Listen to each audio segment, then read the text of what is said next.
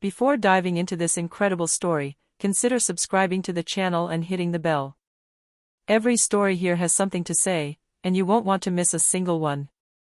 They humiliated her on the plane, without knowing that her husband was the owner. A story of dignity, prejudice, and revelation. The airport JFK, New York City buzzed like a giant beehive.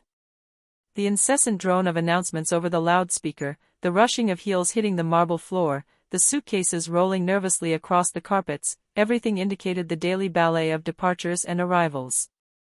Winding lines stretched past security gates, frantic passengers searched for departure screens, and others, eyes glued to their smartwatches, quickened their pace as if the whole world depended on their punctuality.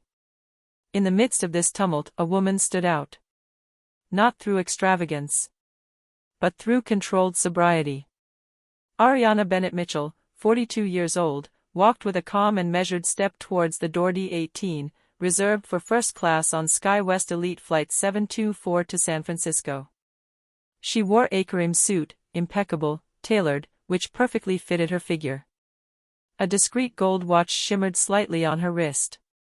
Her hair was tied back in a neat bun, revealing a serene face, marked by intelligence, patience, and a certain fatigue that only committed hearts know. In his right hand, electronic ticket carefully printed, slipped into a soft leather case, and in the left, a beige canvas bag containing a book, a notebook, and a light scarf. She was neither on a business trip nor on vacation. She was going to find her husband again, James Mitchell, CEO of the powerful airline group Mitchell Aerospace, the parent company of the prestigious SkyWest Elite. More, Ariana never said this detail. She was not traveling as a woman. She was traveling as herself, professor of African American literature at Columbia, a respected speaker, author, and mentor in her field. When her turn came for priority boarding, she handed her ticket to the gate agent, a white woman in her 30s, visibly overwhelmed, who looked up with the weariness of an all-too-familiar routine. But at the sight of Ariana, his gaze froze for a moment. She looked Ariana up and down, the dark complexion, the fine features, the distinguished yet subtle bearing, the confident yet unarrogant gait. There was a floating silence, between embarrassment and judgment. Then, artificial smile slowly appeared on his face. "Are you sure you're at the right door?" she asked, her voice falsely benevolent. She added without waiting for an answer. "This is first-class boarding." Ariana smiled softly, with the grace of someone who had heard this kind of remark 1,000 times without ever getting used to it. "Yes, I'm at the right gate. My ticket says Seat 1A, First Class." She calmly held out the document. The officer took it without rushing, glancing at it quickly, her brows slightly furrowed. "Ah. She whispered, as if the computer had made a mistake that she couldn't resolve. For a split second, she seemed to be looking for an excuse to ask further questions. But finding nothing concrete, she finally scanned the ticket. A green light came on, authorization to board.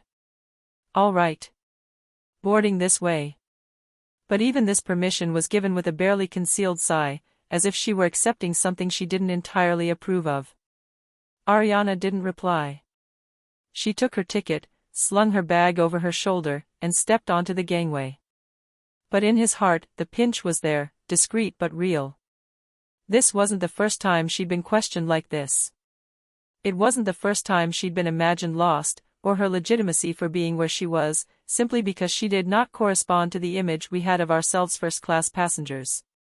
But what none of the crew members knew yet was that the company they represented belonged largely to the man she was going to join that evening. And that the story they were going to write together, aboard this flight, was going to make more noise than they could ever have imagined. Once on board, Ariana settled quietly into the seat 1A, right next to the window. The interior of the first-class cabin shone with its hushed luxury, spacious beige leather armchairs, dim lighting, elegant silence interrupted only by the swish of suitcases sliding across the carpet and the whispered conversations between the flight attendants. Ariana placed her bag at her feet, took off her neatly folded jacket and took out of her tote bag a Free by Maya Angelou, I Know Why the Caged Bird Sings, along with a small black softcover notebook. She opened it, jotted down a date, a quote, then looked up at the window. She loved that moment just before takeoff, between heaven and earth, between departure and destination. But this peace was short-lived. A few rows away, Linda Price, the chief flight attendant, was watching the scene intently. A black woman, alone, in first class, with a calm but decidedly at-ease demeanor. Linda, a well-groomed 50-something with a perfectly pulled-back bun and flawless lipstick, frowned imperceptibly. She approached Ariana with an almost ceremonial step, her smile tight, her voice honeyed, but tinged with hidden annoyance. "Madam, I think you're in the wrong section. Economy class is further back, just past the bulkhead." Ariana calmly closed her notebook, looked up with disarming serenity, and replied calmly. "No, I'm fine. I have seat 1A. She held out her boarding pass, folded carefully, hands still steady despite the intrusive tone. Linda barely glanced at the document. Her eyes skimmed over the information, but mostly she seemed to be searching for some invisible flaw, some justification for her embarrassment, her suspicion. She raised an eyebrow, wrinkled her nose slightly as if something smelled off, then whispered almost to herself. "Strange, very strange." Then she turned around, without another word. Ariana took a deep breath. She knew this kind of behavior. The polite packaging. The veiled suspicion. The doubt one only allows oneself towards certain people, in certain contexts. A few minutes later, as the last passengers filed into the cabin, Linda returned. But this time, she wasn't alone. She was accompanied by the chief cabin crew member, Brad Connors, a man with a military appearance, tall, blond, with a tense jaw and a cold gaze. He stood straight, his arms slightly apart from his body, as if he were preparing to evacuate a troublemaker. Brad addressed Ariana in a professional but firm tone, without greeting. "Madam, for security reasons, we need to recheck your ticket. Could you stand, please?" Silence fell in the cabin. Several heads turned. The nascent whispers intensified. Ariana felt eyes on her, some curious, others downright suspicious. She remained seated. Her voice, still calm, did not tremble. "I'm sorry, but I don't have to prove anything more. My ticket is perfectly in order. I'd rather stay seated while you check." Her tone was firm, but not aggressive. She spoke like an adult to other adults who should have known better. But this response triggered a wave of exasperation in Linda. She pursed her lips, her cheeks flushed, and she hissed through her teeth. "If you don't cooperate, we'll have to alert the captain. Flight safety is at stake." Flight safety, Ariana had heard those words used 1,000 times against people like her, to justify the unjustifiable. At that moment, the mood in the cabin changed subtly. An elegant woman with impeccable blow-dry whispered to her husband, loud enough to be heard. "Look at her. She must be working for someone who gave her the ticket." A man further away, in a three-piece suit, clicked his watch on his wrist and said contemptuously, "It's crazy. Anyone can walk in here now." The words hung in the air, laden with contempt, ignorance and social certainties. But Ariana didn't move. She sat up straight. Her hand rested on her notebook. Her gaze was steady, but not shifty. Her body spoke a single language, dignity. Beneath the surface, though, her heart was beating faster. No fear. No shame. But this dull anger, cold, that only those who suffer these silent humiliations know. She wasn't going to cry. She wasn't going to scream. She wasn't going to beg for her position. She would wait. Wait for the truth to speak for her. And at that precise moment, as Brad was about to contact the captain, Ariana, in her silence, had already taken back control. A few minutes later, the cockpit door opened with a slight creak, and Captain Ronald Sloan appeared in the central aisle. A man in his 50s, his salt and pepper hair impeccably styled beneath his officer's cap, Captain Sloan commanded respect with his stature and presence. For over 25 years, he had flown for prestigious airlines, and SkyWest Elite relied on him as a reliable asset. Yet, beneath this impeccable posture, he currently wore an expression of slight annoyance. In fact, he had just received a brief verbal report of Linda Price and Brad Connors. They had painted her a picture of a rebellious passenger, resisting authority, potentially boarded by mistake. A rare situation, but not impossible. A technical error, a misassigned upgrade, a ticket swap, or, as Linda subtly insinuated, a passenger determined to take advantage of the system. The captain, without bothering to confirm the information himself, had therefore come to resolve what he considered to be an embarrassing incident before takeoff. He stopped in front of seat 1A, arms crossed in his impeccable uniform, and addressed Ariana directly, without introducing himself, without greeting, without even asking her name. "Madam, if you are unable to prove that this seat belongs to you, I will be forced to remove you immediately." His tone was dry. Authoritarian, neither aggressive nor cordial. Just sharp. Ariana looked up at him. She looked at him for a long time, like a wall you've run into too many times. Then she sighed, a deep sigh, which does not reflect physical fatigue, but moral wear and tear. She didn't answer right away. She calmly opened her bag, took out her phone, and unlocked it without a word. Her fingers dialed a number she knew by heart. She did it slowly, almost ceremonially, aware of every glance fixed on her. The phone beeped once. Twice. Then, at the other end, a deep, warm, and calm male voice answered. "Ariana? Are you on the plane already? What's going on, love?" The voice of James Mitchell, an American aviation magnate and internationally respected businessman, had just broken the icy silence of the cabin. Ariana, still calm, replied in a calm but firm tone. "James. I'm on Flight 724, Sky West Elite. First class. I'm being asked to leave my seat. They think I'm not allowed to be here." A silence followed, brief but heavy, on the other end of the line.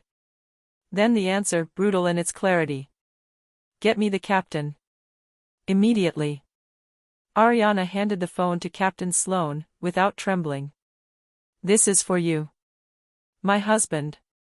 The captain looked at her, surprised at first, then a little taken aback. But he took the phone, still thinking it might be a setup or an attempt at bluff.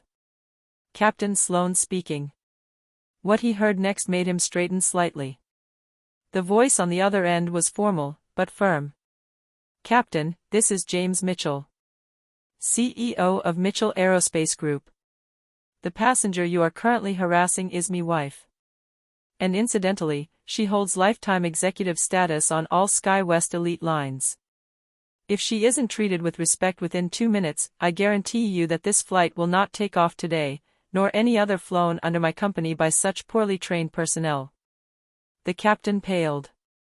He straightened further, his gaze becoming fixed, his face more tense. "Mr. Mitchell. I apologize. I was not informed of the nature of this situation. There was a misunderstanding, but everything is under control now." He handed the phone back to Ariana, no longer as a bothersome passenger, but as a higher authority. Then, turning to Linda and Brad, his voice became sharp, like a cleaver falling on a verdict. "Ms. Mitchell is where she belongs. And from now on, I want her to be treated with the total respect she deserves. Is that clear?" An awkward silence fell over the flight attendants. Linda blanched, her lips pressed together, unable to form a response. Brad, meanwhile, looked down silently. The captain nodded, turned, and walked back to the cockpit without another word. Ariana, don't smile, she wasn't triumphant. She simply put away her phone, opened her notebook again, and wrote a silent line, while the cabin slowly caught its breath. But in the eyes of the other passengers, one thing had changed, the unease had changed sides. Upon landing, the tension in the cabin was palpable, the first-class passengers had fallen silent since Ariana's enigmatic phone call. Even those who had silently judged her earlier now exchanged confused glances, intrigued by this subtle but obvious turnaround. Ariana, for her part, remained upright and dignified, her hands resting on her knees, her gaze fixed outward. When the plane touched down on the tarmac at San Francisco International Airport, a surprise awaited the crew. Through the portholes, an unusual commotion could be seen. Several black sedans were lined up near the private jetway, a red carpet rolled out leading to the exit door. Men and women in suits waited, some with Sky West elite badges, others clearly members of the press. There was even a local television camera present, while two assistants held signs that clearly read, "Welcome, Mrs. Mitchell." "Do you think we have a celebrity on board?" whispered Brad, the flight attendant, to Linda, trying to hide his anxiety. Linda, still in a daze, straightened up, licked her lips, adjusted her jacket, and took a step forward, a charming smile ready to bloom. She thought maybe it was for a politician, a singer, or, why not her? After all, she had a certain presence, didn't she? But when one of the officers of the procession eagerly boarded and asked in a clear voice, "Madam Ariana Bennett Mitchell?" all eyes froze. And it was Ariana who stood up. Calmly. With that natural grace that no luxury brand can imitate. A murmur rippled through the booth. The assistant guided Ariana toward the exit like an honored guest, and that's when James Mitchell appeared. Tall and imposing in his perfectly tailored midnight blue suit, he exuded the quiet authority of great leaders. He climbed the steps of the plane unhurriedly, but each step seemed heavier than the last. As soon as he saw Ariana, his face softened. He hugged her tenderly and kissed her forehead. Then he turned to the crew.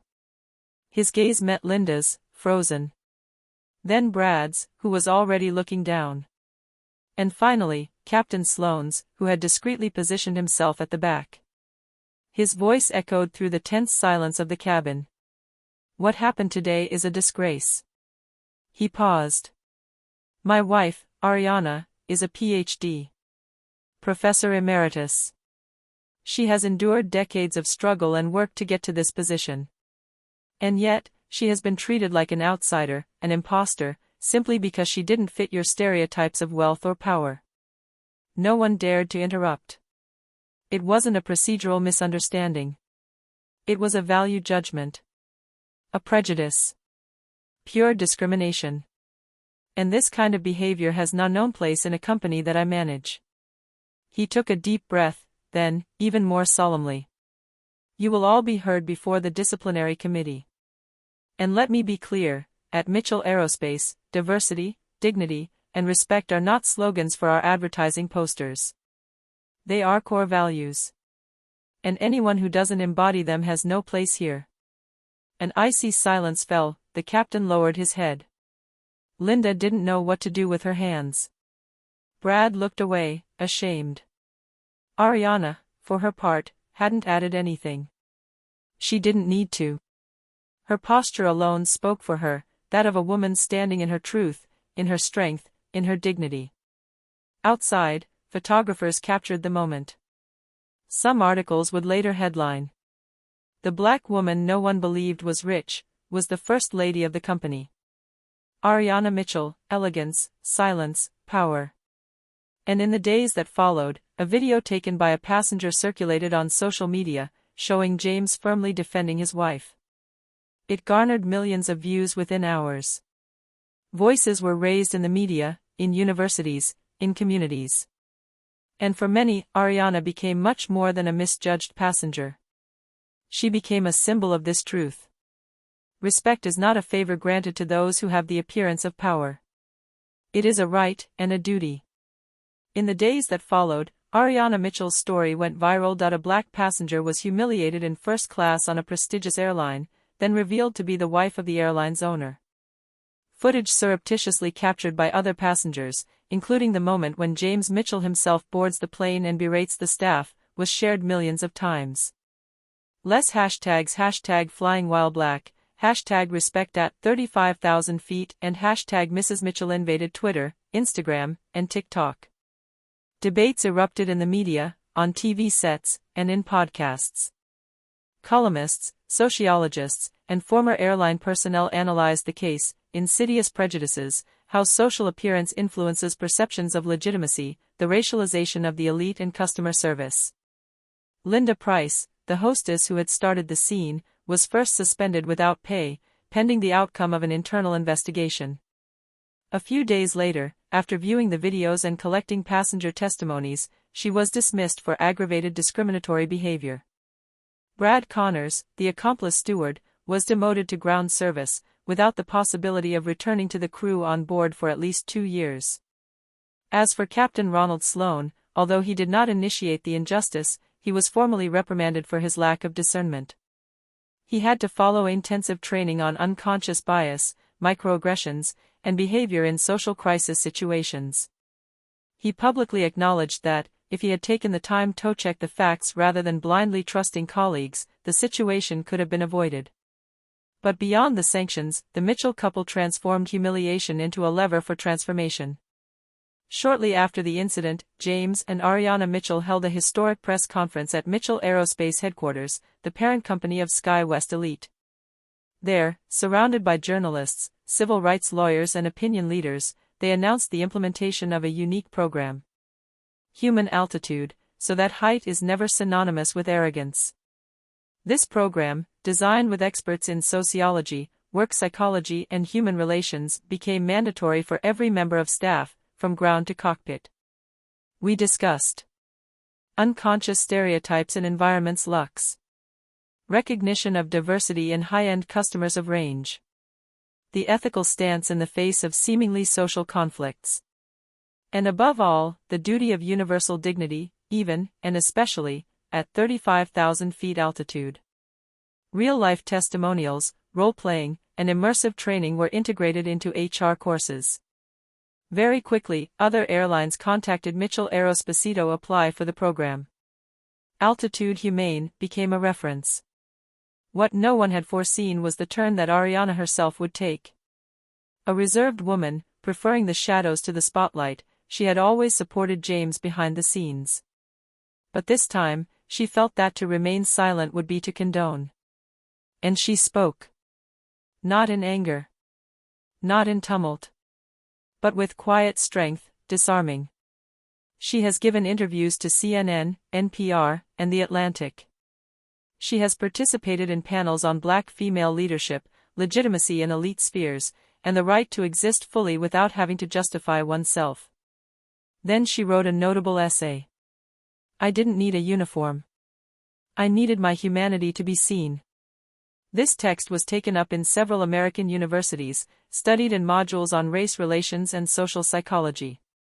Women wrote to Ariana, young girls sent her letters, crews changed their protocols. She had become, without even trying, a voice. A landmark.